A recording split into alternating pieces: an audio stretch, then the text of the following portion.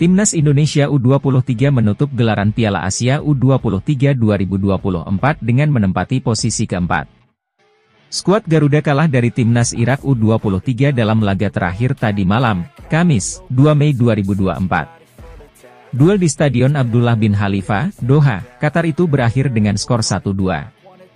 Dengan hasil ini, Indonesia gagal lolos langsung ke Olimpiade Paris 2024.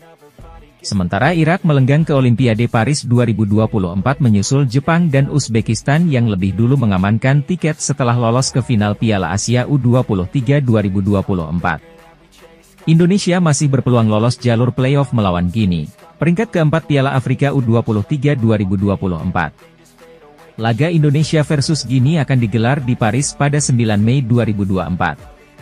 Berikut fakta-fakta menarik Timnas Indonesia versus Irak dalam laga terakhir Piala Asia U23 2024. 1. Indonesia unggul lebih dulu.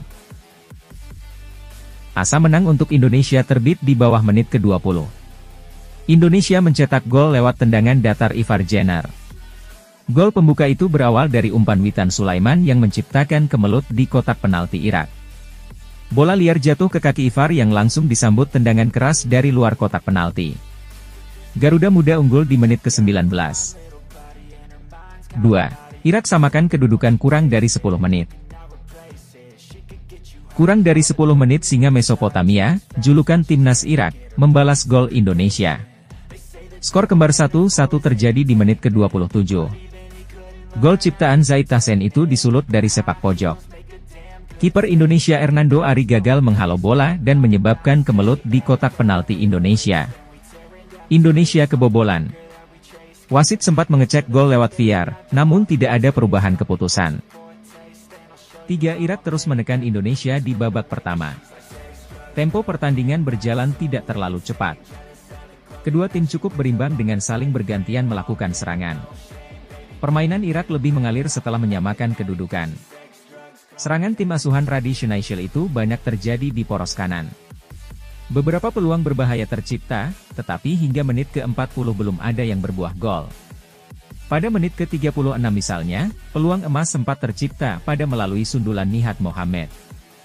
Namun masih melebar di sisi kanan gawang Hernando Ari. Memasuki akhir babak pertama, Irak terus menggempur pertahanan Indonesia. Umpan silang dari sisi kanan beberapa kali dilepaskan, akan tetapi bola masih belum mengenai serangan. Tak jarang, Hernando Ari juga berhasil memotongnya. Hingga turun minum, skor imbang 1-1 bertahan. 4. Jual beli serangan di babak kedua. Di babak kedua, peluang emas pertama Timnas Indonesia U23 tercipta oleh Jim Kelly Schroyer di menit ke-72. Berawal dari lemparan jauh Pratama Arhan, bola jatuh ke kaki winger asal Persik Kediri itu. Tak membuang kesempatan, Jim langsung melepaskan tendangan keras yang melambung tipis di atas gawang Irak.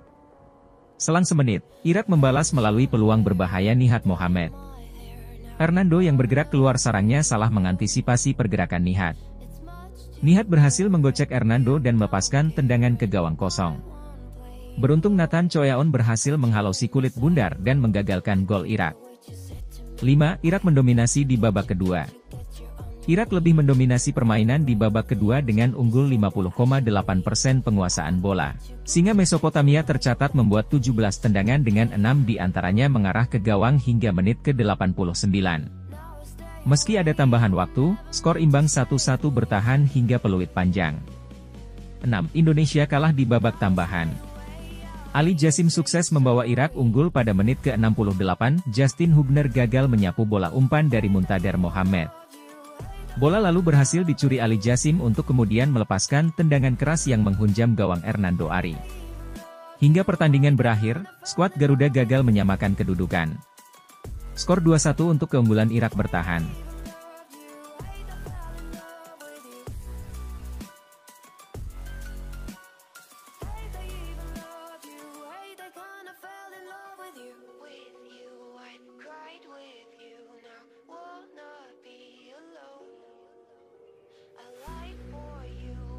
Tried for you, you moved on, play alone.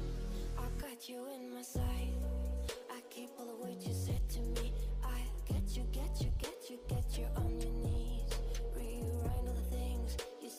I should